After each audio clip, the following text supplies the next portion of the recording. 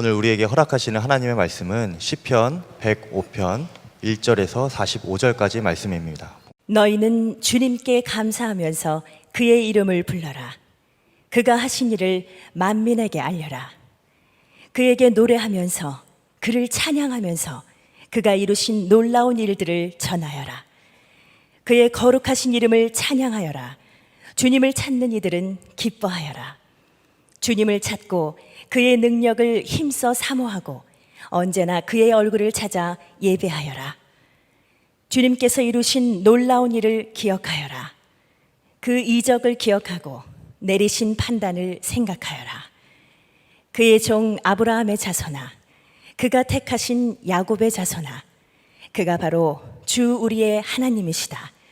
그가 온 세상을 다스리신다. 그는 맺으신 언약을 영원히 기억하신다. 그가 허락하신 약속이 자손 수천 대에 이루어지도록 기억하신다.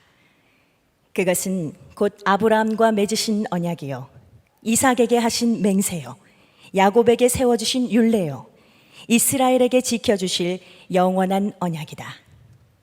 이것은 그가 그의 종 아브라함에게 하신 그 거룩하신 말씀을 기억하셨기 때문이다. 그는 그의 백성을 흥겹게 나오게 하시며 그가 뽑으신 백성이 기쁜 노래를 부르며 나오게 하셨다. 그들에게 여러 나라의 땅을 주셔서 여러 민족이 애써서 일군 땅을 물려받게 하셨다. 이것은 그들에게 그의 율례를 지키고 그의 법을 따르게 하기 위함이었다. 할렐루야. 저는 오늘 하나님의 말씀이 여러분들의 영혼을 소생시키는 역사가 있게 되기를 축복합니다. 제가 설교를 오늘 잘하고 싶은 마음보다는 하나님께 기쁨으로 예배하고 싶은 마음이 더 간절합니다. 저는 여러분들도 오늘 설교를 들으시기보다는 정말 기쁨으로 하나님께 예배하는 자가 되기를 진심으로 축복합니다. 예배는 성도가 누리는 가장 놀라운 복입니다. 말할 수 없이 기쁜 것입니다. 그래서 시편 기자가 우리를 예배자로, 하나님께 예배하는 자로 우리를 초청하고 있습니다. 1절 2절 말씀에 보면 너희는 주님께 감사하면서 그의 이름을 불러라. 그가 하신 일을 만민에게 알려라. 그에게 노래하면서 그를 찬양하면서 그가 이루신 놀라운 일들을 전하여라. 이렇게 말씀하고 있습니다. 저는 오랫동안 예배를 드렸지만 예배 기쁜 것을 몰랐습니다. 저는 예배가 너무 지겹고 또 너무 의무감으로 드려지는 것이고 심지어는 때때로 예배가 싫어지기도 했었습니다. 그것은 제가 하나님을 인격적으로 만나지 못했었기 때문입니다. 저에게 있어서의 하나님은 분명히 계시긴 한 것 같은데 만나지지 않는 분이시고 도무지 알기 어려운 분이고 심지어는 두렵기도 한 분이었습니다. 제가 하나님을 그렇게 알고 있으니까 예배가 기쁠 수가 없는 거죠. 예배의 기쁨은 하나님을 인격적으로 만나는 데서 오는 것입니다. 하나님을 인격적으로 알고 하나님 좋으신 하나님인 것을 눈뜬 사람은 예배가 기쁩니다. 그래서 시편 기자가 우리를 예배로 초청하면서 하나님을 찾으라고, 하나님의 얼굴을 찾아서 예배하라고 그렇게 우리에게 권합니다. 3절 4절 말씀에 보면 그의 거룩하신 이름을 찬양하여라. 주님을 찾는 이들은 기뻐하여라. 주님을 찾고 그의 능력을 힘써 사모하고 언제나 그의 얼굴을 찾아 예배하여라. 예배자는 주님을 찾는 사람입니다. 우리가 예배하는 것은 주님의 얼굴을 찾아서 예배하는 것입니다. 여러분 중에는 솔직히 예배가 지겨운 분들이 있으실 겁니다. 지겹지는 않아도 기쁘지도 않은 이런 분들도 이 자리에 계실 겁니다. 여러분, 하나님 앞에 예배 드릴 때 언제까지 그렇게 예배를 드리시겠습니까? 기쁨으로 하나님께 예배 드릴 수 있게 되기를 축복합니다. 그럼 어떻게 하면 그렇게 될 수가 있죠? 여러분이 예배 드릴 때 예배 순서에 따라서 그저 자리에 가만히 앉아서 구경하듯이 예배 드리시지 않아야 합니다. 찬양을 할 때 찬양 인도자를 보고, 기도할 때 대표 기도자의 기도를 듣고, 설교하는 설교 내용을 듣는 정도의 수준이라면 여러분 평생 예배의 기쁨을 얻지 못합니다. 여러분이 예배에서 정말 기쁨의 예배를, 찬양을 하나님께 드리기 원한다면 예배 때 하나님을 주목하셔야 합니다. 우리는 하나님을 보지 못합니다. 그러나 하나님은 우리를 보십니다. 예배하는 여러분을 한 사람 한 사람 다 하나님이 보십니다. 하나님이 나를 보고 계시다는 것만 의식해도 예배가 확 달라집니다. 여러분, 찬양할 때 또는 기도할 때 또는 간증을 들을 때 또 설교를 들을 때 여러분은 주님을 의식하셔야 합니다. 반드시 주님께서 여러분에게 역사하십니다. 어떤 순간에는 내가 회개해야 될 것이 깨달아지기도 하고, 어떤 때는 내가 이렇게 살면 안 되겠다는 마음이 들고, 어떤 때는 큰 위로를 받기도 하고, 어떤 때는 마음이 놀랍게 평안하기도 하고, 주님이 여러분들에게 터치하는 것입니다. 여러분이 정말 예배 드리는 모든 순서에 주님을 의식하기 시작하면 여러분이 압니다. 아, 예배 중에 주님이 여러분에게 역사하신다는. 그렇게 주님을 바라보는 눈이 뜨이고 나면 그러면 예배는 완전히 달라지게 됩니다. 많은 성도들이 힘들어하고 또 매우 지쳐 있는 것을 봅니다. 여러분도 한 주간 동안 만만치 않은 삶을 사셨을 것입니다. 왜 그럴까요? 사람들이, 나쁜 사람들이 많아서 그럴까요? 우리가 살아가는 세상이 너무 힘들어서 그럴까요? 그 진짜 이유는 우리가 예배를 드리면서도 실제로는 살아계신 하나님을 만나지 못하기 때문에 그렇습니다. 저는 목회하면서 성도들이 마음이 많이 상하고 또 지쳐있고 하는 걸 보고 예배 드리는 시간에 어떻게든지 성도들을 기쁘게 해드려야 되겠다, 그런 마음을 간절히 가진 적이 있습니다. 제가 성도들을 어떻게 기쁘게 할 수 있어요? 설교 때 웃기는 이야기를 많이 하는 거죠. 그래서 참 바보같이 유머집을 들춰보기도 했었던 적이 있었습니다. 그렇게 해서라도 성도들이 1시간 예배 드리는데 좀 기쁠 수가 있으면 제가 할 수 있는 최선이라고 생각했어요. 근데 제가 도대체 어떻게 여러분들을 기쁘게 할 수 있겠어요? 제가 어떻게 여러분들에게 새 힘을 얻을 수 있게, 제가 어떻게 할 수 있겠어요? 그건 저에게 주어진 일이 아니라는 걸 깨달았습니다. 제가 할 수 있는 일은 하나밖에 없었어요. 예배 드릴 때 여러분이 하나님을 바라보게 하는 것입니다. 그러면 하나님이 하십니다. 예배를 통해서 우리를 완전히 소생시키십니다. 여러분 중에 예배 때 내가 정말 주님을 만날 수 있을까? 진짜 그게 가능한 일일까? 믿어지지 않으시는 분들이 있으실 거예요. 여러분, 걱정하지 말고 염려하지 마시기 바랍니다. 예수님은 이미 저와 여러분 안에 오셨기 때문에. 로마서 8장 9절에 보면 누구든지 그리스도의 영이 없으면 그리스도의 사람이 아니라. 저와 여러분이 다 예수 믿는 사람이고 그리스도인이라면 그리스도의 영이 우리 안에 계시기 때문에 우리가 그리스도인입니다. 고린도후서 13장 5절에 보면 너희는 믿음 안에 있는가 너희 자신을 시험하고 너희 자신을 확증하라. 예수 그리스도께서 너희 안에 계신 줄을 너희가 스스로 알지 못하느냐. 그렇지 않으면 너희는 버림받은 자니라. 예수 그리스도께서 이미 저와 여러분 안에 계십니다. 그러니 우리가 예배 드릴 때 주님을 바라보는 일이 뭐가 이상한 일이고 그게 뭐가 특별한 일이겠습니까? 지극히 당연한 일입니다.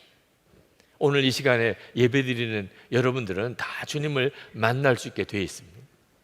우리가 받은 은혜가 그렇게 놀랍습니다. 예수 그리스도께서 이미 우리 안에 오셨기 때문에. 우리가 하나님 앞에 예배 드릴 때 우리 속에서 기쁨이 터져 나오는 것은 우리에게 베푸신 은혜가 얼마나 큰지를 알기 때문입니다. 그래서 시편 기자가 우리에게 예배하라고 하면서 하나님의 은혜를 기억하라고 그렇게 말씀합니다. 5절 말씀에 보면 주님께서 이루신 놀라운 일을 기억하여라. 그 이적을 기억하고 내리신 판단을 생각하여라. 시편 기자는 6절부터 44절까지 이 시편 105편의 거의 대부분을 하나님께서 이스라엘 백성들에게 어떤 은혜를 그동안 베푸셨는지를 쭉 기술하고 있습니다. 하나님이 베푸신 은혜를 기억하는 거죠. 하나님이 아브라함을 택하셔서 조상으로 삼으시고 그리고 그 후손들에게 영원한 땅을 기업으로 약속하셨습니다. 그리고 하나님은 그 약속을 지금까지 신실하게 지키셨습니다. 아브라함과 이삭과 야곱을 언제나 보호해 주셨고, 그리고 야곱의 가족들이 기근에 다 굶어 죽게 되었을 때 요셉을 애굽에 먼저 보내서 그들을 애굽으로 피난하여 다 먹고 살게 해주셨고, 바로 왕이 이스라엘 백성을 억압할 때 하나님께서는 10가지 재앙으로 이스라엘 백성들을 출애굽시키셨습니다. 그리고 구름 기둥과 불 기둥으로 그들을 인도하시고 만나와 메추라기로 먹이시고 반석에서 물이 터져 나오게 하셔서 마시게 하시고 그리고 약속하신 가나안 땅에 들어가게 하셨습니다.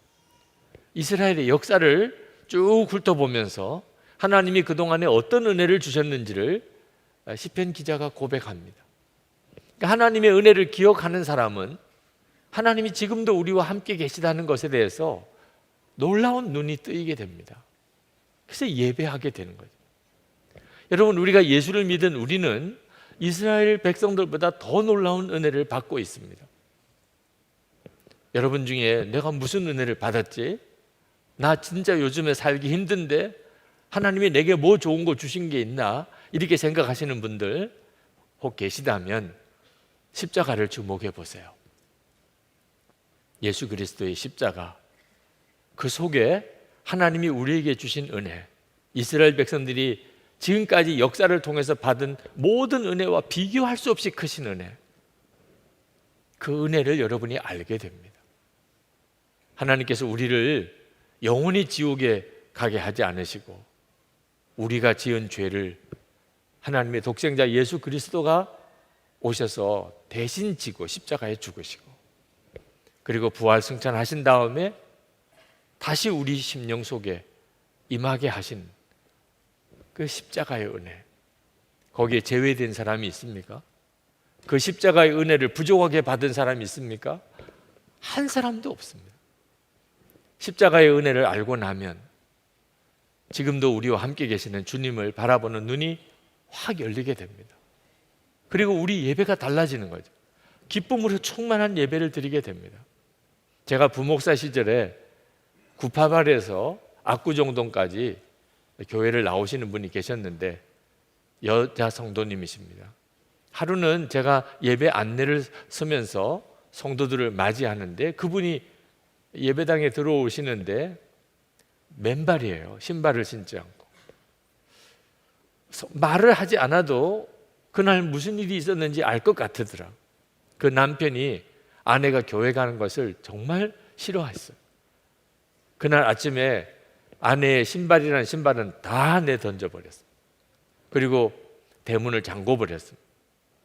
담을 넘어서 신발도 없이 맨발로 구파발에서 압구정동까지 예배를 드리러 오신 거예요.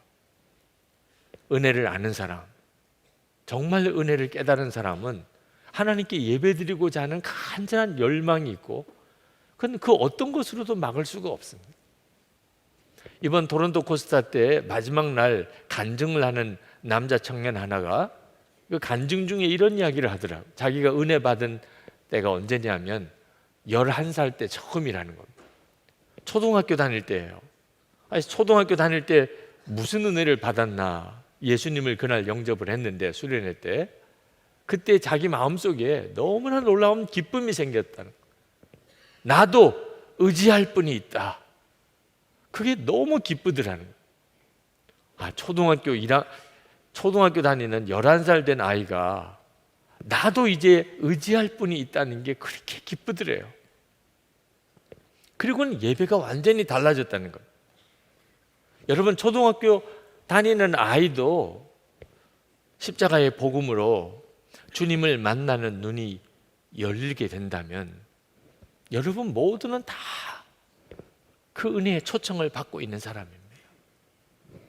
하나님은 우리를 기쁨의 예배로 부르시고 계십니다. 오늘 이 시간 하나님의 계획은 여러분이 이 예배를 통하여 여러분 속에 기쁨이 충만해지는 것입니다.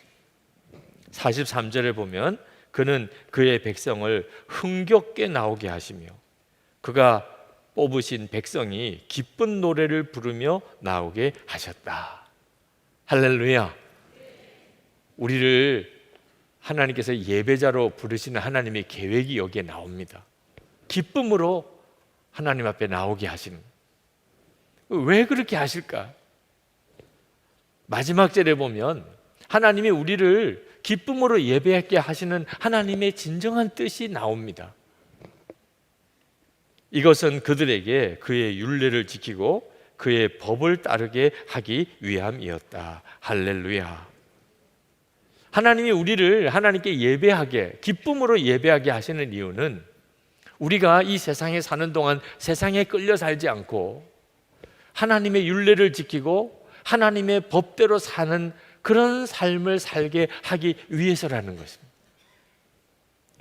우리가 세상에서 하나님께 예배한다고 할 때 주위에 있는 사람들이 싫어하는 경우가 있습니다. 언제 그렇습니까? 집안일도 다 팽개치고 직장일도 다 뒤로 하고 나는 하나님께 예배 드려야 되는 사람이야. 나는 예배 시간에는 반드시 가야 돼. 이렇게 예배하는 자를 보는 세상 사람들은 그게 결코 좋아 보이지 않는 것입니다. 예배만 드리면 다야? 이런 빈정거리는 말을 듣는 거죠. 여러분, 이것은 진짜 예배를 모르는 것입니다. 우리가 하나님께 예배 드리기를 힘쓰지 않은 것은 우리가 해야 될 일들을 다 뒤로 하고 모든 것 다 내팽개치고 그리고 하나님께 와서 오직 하나님의 이름만 부르고 하나님만 찬송하라는 게 아닙니다. 예배는 우리의 삶을 변화시킵니다. 하나님께서 원하시는 예배는 우리의 삶을 바꾸시는 것입니다. 여러분, 오늘 여러분이 예배 드리러 오신 걸 보니까 제가 보기에는 가장 좋은 옷을 입고 오셨어요. 오늘 예배 드려야 되니까, 오늘 예배 드리는 날이니까 이 가지고 있는 옷 중에서 그래도 제일 괜찮은 옷을 꺼내 입으셨을 거예요. 머리도 다듬고 그리고 얼굴도 다듬고 그리고 오늘 예배에 오셨을 겁니다. 여러분, 예배를 드린다는 것은 우리를 변화시켜요. 우리가 뭐 극장에 가는 거나 또는 뭐 우리가 어디 산책을 가는 거나 뭐 우리가 어디 식당에 가서 밥을 먹는 것과 전혀 분위기가 다르죠. 그런데 여러분, 예배는 우리의 이렇게 외모만 바꾸는 게 아닙니다. 진정한 예배는 내 마음을 보시는 하나님 앞에 나오는 거예요. 외모를 꾸미는 것과 비교할 수 없어요. 만약에 여러분이 누구와 불화한 일이 있다면, 부부싸움을 했다거나 가족들 사이에 뭐가 안 좋은 일이 있다거나 또는 교우들 사이에 또는 직장 동료에게 만약에 여러분이 뭔가 원망 들을 일이 생기면 그럼 우리는 예배 드리러 나올 수가 없어요. 예수님께서 말씀하신 겁니다. 마태복음 5장 23절에 그러므로 예물을 제단에 드리려다가 거기서 내 형제에게 원망 들을 만한 일이 있는 것이 생각나거든 예물을 제단 앞에 두고 먼저 가서 형제와 화목하고 그 후에 와서 예물을 드리라. 세상 사람들과의 관계가 안 좋은데 우리가 하나님 앞에 와서 어떻게 예배를 드릴 수 있느냐는, 우리가 하나님께 예배 드려야 하겠기 때문에 불화한 사람들에게 가서 내가 용서를 구하고 그리고 화해하고 그리고 나서야 하나님께 예배 드릴 수 있는 겁니다. 예배는 우리의 삶을 완전히 바꿔요. 여러분의 마음속에 더러운 생각을 가지고 어떻게 예배 드리러 나올 수 있겠어요? 여러분이 거짓말하고 또 여러분이 성질을 부리고 살고 여러분들이 다른 사람에게 손해를 끼치고 그러면서 어떻게 예배 드릴 수 있겠어요? 여러분이 진짜 예배를 드리게 됩니다. 주님의 얼굴을 찾는 그런 예배를 드리게 된다면 여러분이 하나님이 기뻐하지 않는 마음을 하나님 앞에 다 고백하고 회개하고 그리고 마음이 정결해지고 염려와 근심을 십자가에 못 박고 그리고 난 다음에 하나님께 나와서 예배하게 되는 것입니다. 그래서 예배는 우리의 삶을 바꾸는 것입니다. 그럴 때 우리 주변에 있는 사람들이 예배 드리는 것에 대해서는 이해를 못하지만 저 사람들이 어떻게 저렇게 놀라운 삶을 사는가? 사람들과 화해자가 되고, 그리고 늘 정결한 삶을 살고, 모든 일에 최선을 다하고, 무슨 일을 맡기든지 늘 성실하고, 기쁨이 있고 감사가 있는, 도대체 저 삶은 어디서 오는가? 하나님을 예배하는 사람이기 때문에 그렇구나. 그래서 그들이 전도를 받는 거예요. 이것이 하나님께서 우리에게 기쁨으로 예배하라고 하시는 뜻입니다. 여러분, 초대교회 성령께서 임하셨을 때 그 초대교회의 분위기는 예배가 확 달라졌어요. 사도행전 2장 46절에 보면 날마다 마음을 같이하여 성전에 모이기를 힘쓰고 집에서 떡을 떼며 기쁨과 순전한 마음으로 음식을 먹고, 이 짧은 구절에 보면 그들이 얼마나 예배가 기쁨이었고, 그리고 마음을 다하여 예배했고, 그런 분위기였는지를 알 수가 있어요. 그런데 예배만 달라진 게 아닙니다. 그들의 삶이 완전히 바뀌어 버렸어요. 기적 같은 변화가 일어났어요. 44절에 보면 44절 45절에 모든 물건을 서로 통용하고 또 재산과 소유를 팔아 각 사람의 필요를 따라 나눠주며. 아니, 이게 가능한 일입니까? 자기가 가지고 있는 자기 소유를 필요에 따라서 사람들이 마음껏 쓰도록 다 나누어 준 거예요. 어떻게 이게 가능하지요? 매번 하나님께 나가서 진심으로 주님을 바라보는 진짜 예배를 드렸기 때문이죠. 그러니까 하나님의 마음이 그들에게 부어지고 하나님이 그와 같은 공동체를 만들어내신 거예요. 그 결과가 무엇입니까? 수많은 사람들이 전도가 된 겁니다. 47절에 보면 하나님을 찬미하며 또 온 백성에게 칭송을 받으니 주께서 구원받는 사람을 날마다 더하게 하시니라. 하나님께서 우리에게 기쁨의 예배를 드리게 하시는 이유는 우리가 이 세상 살아가는 동안에 세상에 휩쓸려 살지 않고 하나님의 율례를 지키고 하나님의 법대로 살아갈 수 있는 힘을 주시려고 하심입니다. 우리가 때때로 지칠 때가 있잖아요. 가정일도 지치고 직장일도 지치고, 때때로는 교회 봉사를 할 때도 힘들어, 못하겠어, 더 이상 나는 못하겠어, 이렇게 탄식할 때가 있잖아요. 우리는 수시로 그렇게 지치고 무너질 때가 옵니다. 그래서 예배가 필요한 것입니다. 하나님께서 그런 우리에게 다시 일어날 수 있는 힘을 어느 때 주시지요? 예배 때 주시는 것입니다. 우리가 하나님을 바라보고 그리고 기쁨으로 주님 앞에 나가 예배하면서 우리는 세상에서 다시 하나님의 말씀대로 살 힘을 얻게 되는 것입니다. 이것이 오늘 우리를 예배자로 부르시는 하나님의 계획이고 예배자로 부름받은 자의 은혜인 것입니다. 여러분, 예배가 죽으면 안 됩니다. 절대로 형식적으로 예배를 드리는 것, 그저 교회 와서 예배 시간에 자리에 앉아 있는 것으로 예배 드렸다고 생각하는 그런 상태에서 계속 머무시면 안 됩니다. 예배를 향한 하나님의 말할 수 없는 계획을 정말 여러분이 믿으셔야 합니다. 오늘 성찬식을 합니다. 이 성찬식은 예배가 무언가를 정확하게 보여주는 은혜의 시간입니다. 예배는 주님의 얼굴을 찾아서 예배하는 거라고 그랬잖아요. 이 성찬은 예수님께서 우리와 한 몸이 되셨음을 성찬이라고 하는 의식을 통해서 우리에게 다시 한번 확인시켜주는 시간입니다. 예수님께서 제자들과 함께 이제 마지막 식사를 하실 때입니다. 예수님은 제자들에게 꼭 해주고 싶은 말씀이 있었습니다. 그래서 내가 이제 십자가에 죽고 그리고 다시 부활하여 이제 성천에서 하나님께로 돌아가겠지만 내가 너희를 떠난 게 아니라 너희와 함께한다. 세상 끝날까지 너희와 함께한다. 너희와 하나가 되었어. 그 말씀을 하시고 싶었어요. 그때 예수님께서는 그걸 말로 하지 않으시고 성찬을 하셨습니다. 그러면서 이 떡을 내 몸이라, 이 잔을 내 피라고 하시면서 그걸 제자들에게 먹고 마시게 하셨습니다. 제자들로서는 그때 당시로서는 잘 이해할 수 없는 것이었지만 제자들은 평생 잊을 수 없는 정말 놀라운 주님의 메시지였어요. 성찬을 할 때마다 주님은 나와 이미 한 몸이 되셨음을 계속 확인하는 것. 주님 오실 때까지 주님을 기념하라고 그랬습니다. 예수님께서 왜 그렇게 하셨을까요? 말로 도무지 다 표현할 수 없는 메시지가 바로 이것이기 때문에. 어떤 아이가 정말 학교 가기를 싫어했어요. 엄마 아빠가 그렇게 달래도 안 되고 야단쳐도 안 되고 억지로 학교를 데려다 놓으면 도망가 버리고, 그래서 이 부모가 랍비에게 찾아와서 하소연을 했습니다. 아이가 있는데 도무지 학교 가기를 싫어합니다. 어떻게 하면 좋겠습니까? 랍비가 데려오라고 그랬어요. 그래서 그 아이를 데리고 랍비에게로 왔습니다. 아이는 정말 끌려오듯이 온 거죠.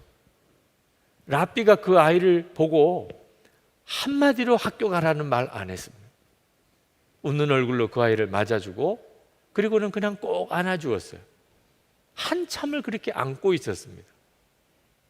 그 랍비의 품에 한참을 안겨있던 아이, 그리고는 집으로 돌아갔습니다. 그 다음날 가방 들고 스스로 학교를 갔습니다. 그 랍비는 아무 말 하지 않았지만 말로 표현될 수 없는 깊은 메시지를 그 아이와 나눈 거예요. 성찬이 꼭 그와 같은 것입니다. 여러분, 우리가 말로 정말 다 표현 못할 때가 있잖아요.